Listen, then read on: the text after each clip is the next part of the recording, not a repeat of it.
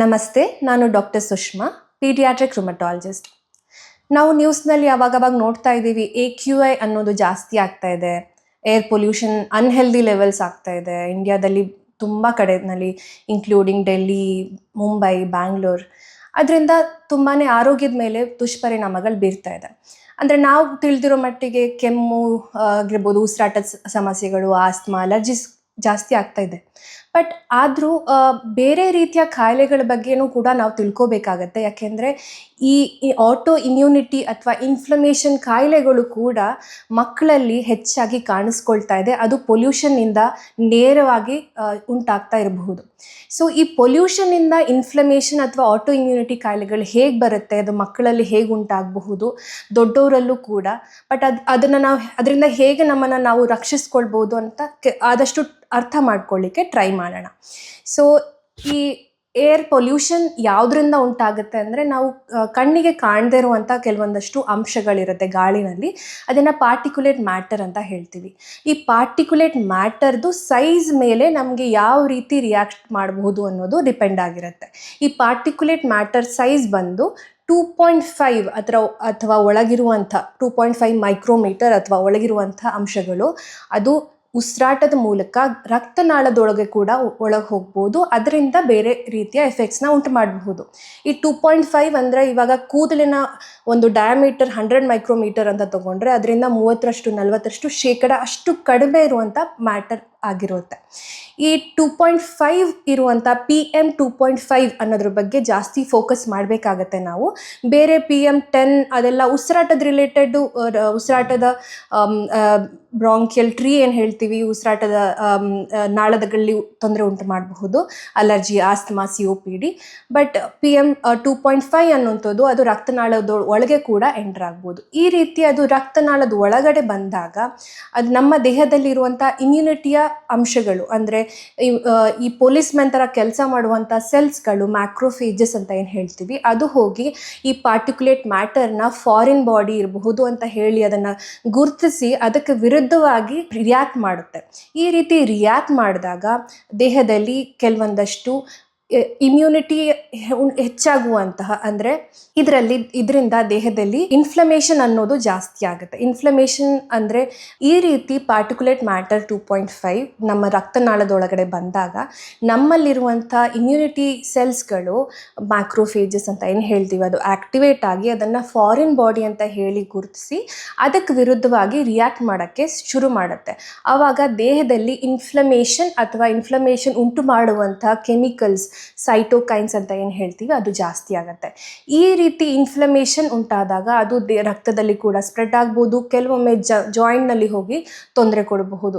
ಈ ರೀತಿ juvenile arthritis ಅಥವಾ ಚೈಲ್ಡ್ಹುಡ್ ಆರ್ಥ್ರೈಟಿಸ್, ಮಕ್ಕಳಲ್ಲಿ ಕೂಡ ಸಂಧಿವಾತ ಕಾಣಿಸ್ಕೊಳ್ಬಹುದು. ಮಕ್ಕಳಲ್ಲಿ ಕೂಡ ಲೂಪಸ್ ಇತ್ಯಾದಿ ಇಮ್ಯುನಿಟಿ ರಿಲೇಟೆಡ್ ಆಟೋ ಇಮ್ಯೂನ್ ಕಾಯಿಲೆಗಳು ಉಂಟಾಗಬಹುದು. ಕೆಲವೊಮ್ಮೆ ಈ ರೀತಿ ಪಾರ್ಟಿಕ್ಯುಲೇಟ್ ಮ್ಯಾಟರ್ 2.5 ಅದು ಹೋಗಿ ನಮ್ಮ ಮಕ್ಕಳ ಜೀನ್ಸ್ನ ಜೊತೆ ಕೂಡ ರಿಯಾಕ್ಟ್ ಆಗುವ ಕಾರಣ ಎಪಿಜೆನೆಟಿಕ್ ಮಾಡಿಫಿಕೇಷನ್ ಮೂಲಕ ಜೀನ್ಸ್ನ ಮೇಲೆ ಕೂಡ ಅದು ಪರಿಣಾಮ ಬೀರಬಹುದು.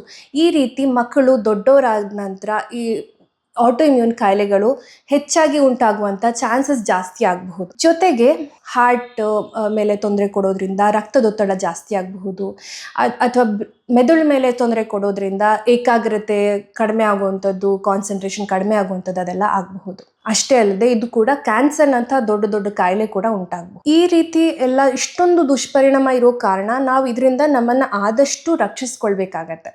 ಸೊ ಇದರಿಂದ ನಾವು ಹೇಗೆ ಪ್ರಾಕ್ಟಿಕಲಿ ಎಷ್ಟು ಸಾಧ್ಯವಾಗುತ್ತೋ ಅಷ್ಟು ನಾವು ಪೊಲ್ಯೂಷನ್ನಿಂದ ನಮ್ಮನ್ನು ರಕ್ಷಿಸ್ಕೊಳ್ಬೇಕಾಗತ್ತೆ.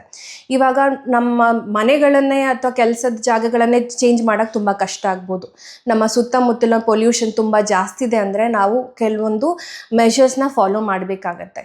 ಈ ಪೊಲ್ಯೂಷನ್ ಪೀಕ್ ಆಗಿರುವಂಥ ಅವರ್ಸ್ ಅಂದರೆ ಮಾರ್ನಿಂಗ್ 7 to 10 ಅಥವಾ ಸಂಜೆ 4ರಿಂದ 7 ಗಂಟೆ ಟೈಮ್ನಲ್ಲಿ ಆಚೆ ಹೋಗೋದು, ಪೊಲ್ಯೂಟೆಡ್ ಇರುವಂಥ ಜಾಗಗಳಿಗೆ ಹೋಗುವಂಥ ಅದನ್ನು ಆದಷ್ಟು ಕಡಿಮೆ ಮಾಡಬೇಕು. ಎಷ್ಟು ಅವಾಯ್ಡ್ ಮಾಡೋಕ್ಕಾಗತ್ತೆ ಅಷ್ಟನ್ನು ಕಡಿಮೆ ಮಾಡಬೇಕಾಗತ್ತೆ. ಮಕ್ಕಳನ್ನು ಕಳಿಸೋದು ಕೂಡ ಕಡಿಮೆ ಮಾಡಬೇಕಾಗತ್ತೆ. ಆ ಟೈಮ್ನಲ್ಲಿ ಮನೆಯಿಂದನೇ ಕೆಲಸ ಮಾಡೋಕ್ಕಾದರೆ, ಎಕ್ಸಸೈಸ್ ಇದ್ದರೆ, ವಾಕಿಂಗ್ ಇದ್ದರೆ ಮನೆಯಲ್ಲೇ ಎಕ್ಸಸೈಸ್ ಮಾಡ್ಕೊಳ್ಳುವಂಥದ್ದು ಆ ಪೀಕ್ ಅವರ್ಸ್ನಲ್ಲಿ ಮಾಡಬೇಕಾಗುತ್ತೆ. ಅಂಥ ಟೈಮ್ನಲ್ಲಿ ಮನೆಗಳ ಬಾಗಿಲು ಕಿಟಕಿಗಳನ್ನೂ ಕೂಡ ಕ್ಲೋಸ್ ಮಾಡಿ ಇಟ್ಕೊಳ್ಬೇಕಾಗತ್ತೆ. ಯಾಕೆ ಅಂದರೆ ಈ ಪಾರ್ಟಿಕ್ಯುಲೇಟ್ ಮ್ಯಾಟರ್ ಮನೆ ಒಳಗೂ ಕೂಡ ಬರಬಹುದು. ಸೊ ಈ ಡೋರ್ ವಿಂಡೋಸ್ ಏನು ಕ್ಲೋಸ್ ಮಾಡ್ತೀವಿ ಅದರಲ್ಲಿ ಸೀಲ್ ಇರೋದು ಇನ್ನೂ ಮುಖ್ಯ ಆಗಿರುತ್ತೆ. ಯಾಕೆಂದರೆ ಸಂದುಗಳಿಂದ ಕೂಡ ಪಾರ್ಟಿಕ್ಯುಲೇಟ್ ಮ್ಯಾಟರ್ ಒಳಗಡೆ ಬರಬಹುದು. ಸೊ ಈ ರೀತಿ ಡೋರ್ನ ಕ್ಲೋಸ್ ಮಾಡಿ ನಂತರ ಪೀಕ್ ಅವರ್ಸ್ ಅಲ್ಲೇ ಇರೋ ಟೈಮ್ನಲ್ಲಿ ವಿಂಡೋಸು ಡೋರ್ಸು ಓಪನ್ ಮಾಡಿ ವೆಂಟಿಲೇಷನ್ಗೆ ಓಪನ್ ಮಾಡಬಹುದು. ಬಟ್ ಆದರೆ ಅಂಥ ಟೈಮ್ನಲ್ಲಿ ಮತ್ತೆ ಕಸ ಗುಡಿಸುವಾಗ ಮತ್ತೆ ಕೆಳಗಡೆ ಸೆಟಲ್ ಆಗಿರುವಂಥ ಪೊಲ್ಯೂಷನ್ ಪಾರ್ಟಿಕಲ್ಸ್ ಏನಿದೆ ಮತ್ತೆ ಗಾಳಿಯೊಳಗೆ ಸೇರಿಕೊಂಡು ಅಲರ್ಜಿ ಇರಬಹುದು. ಈ ರೀತಿ ಸಮಸ್ಯೆಗಳು ಜಾಸ್ತಿ ಆಗೋ ಕಾರಣ ವೆಟ್ ಮಾಪಿಂಗ್ ಮಾಡೋದು ಬೆಟರ್ ಆಗಿರುತ್ತೆ. ಇನ್ ಕೇಸ್ ಪೀಕ್ ಅವರ್ಸ್ನಲ್ಲಿ ಆಚೆ ಹೋಗುವಂಥ ಸಂದರ್ಭಗಳು ಬಂದಾಗ ಮಕ್ಕಳಾಗಲಿ ದೊಡ್ಡವರಾಗಲಿ N95 ಮಾಸ್ಕನ್ನು ಉಪಯೋಗಿಸ್ಬೇಕು. ಈ ಬಟ್ಟೆ ಮಾಸ್ಕು ಸರ್ಜಿಕಲ್ ಮಾಸ್ಕಿಂದ ಪ್ರೊಟೆಕ್ಷನ್ ಅಷ್ಟೊಂದು ಸಿಗೋದಿಲ್ಲ.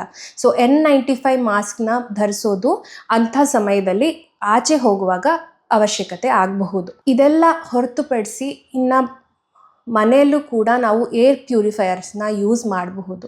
ಏರ್ ಪ್ಯೂರಿಫೈಯರ್ಸ್ನ ನಾವು ಯಾವುದೇ ಕಂಪನಿ ಅಥವಾ ಡಿಸೈನ್ ನೋಡಿಕೊಂಡು ತಗೊಳಕ್ಕಾಗೋದಿಲ್ಲ. ಅದನ್ನು ಯಾವ ಫಿಲ್ಟರ್ ಯೂಸ್ ಮಾಡಿ ತಯಾರಿಸಿದ್ದಾರೆ ಅನ್ನೋದನ್ನ ಬಗ್ಗೆ ಜಾಸ್ತಿ ಇಂಪಾರ್ಟೆನ್ಸ್ ಕೊಡಬೇಕಾಗತ್ತೆ. ಈ HEPA 13 ಇರುವಂಥ ಫಿಲ್ಟರ್ಸು ಜಾಸ್ತಿ ಎಫೆಕ್ಟಿವ್ ಆಗಿರುತ್ತೆ. HEPA ಅಂದರೆ HEPAs, high efficiency particulate air ಅಂತ ಏನು ಹೇಳ್ತೀವಿ, ಅದು HEPA 13 ಫಿಲ್ಟರ್ಸ್ ಯೂಸ್ ಆಗಿರುವಂಥ ಏರ್ ಪ್ಯೂರಿಫೈಯರ್ಸ್ನ ತಗೊಳ್ಳೋದು ಉತ್ತಮ ಆಗಿರುತ್ತೆ. 5 ರಿಂದ 6 ತಿಂಗಳಲ್ಲಿ ಫಿಲ್ಟರ್ಗಳನ್ನ ಚೇಂಜ್ ಮಾಡಬೇಕಾಗಬಹುದು. ಇದರೆಲ್ಲದರ ಜೊತೆಗೆ ನಾವು ಆದಷ್ಟು ಪಬ್ಲಿಕ್ ಟ್ರಾನ್ಸ್ಪೋರ್ಟ್ನ ಯೂಸ್ ಮಾಡಲಿಕ್ಕೆ ಟ್ರೈ ಮಾಡೋಣ. ಕಾರ್ಬನ್ ಫುಟ್ ಪ್ರಿಂಟ್ನ ಕಡಿಮೆ ಮಾಡೋಕ್ಕೆ ಟ್ರೈ ಮಾಡೋಣ. ಎಲೆಕ್ಟ್ರಿಕ್ ವೆಹಿಕಲ್ಸ್ನ ಆದಷ್ಟು ಉಪಯೋಗಿಸ್ಲಿಕ್ಕೆ ಟ್ರೈ ಮಾಡೋಣ. ಜೊತೆಗೆ ಯಾವುದೇ ರೀತಿ ಏರ್ ಪೊಲ್ಯೂಷನ್ ಕಂಟ್ರೋಲ್ ಮಾಡುವಂಥ ಪಾಲಿಸೀಸ್ಗೆ ನಾವು ಕೂಡ ಅಡ್ವೊಕೇಟ್ ಮಾಡೋಣ.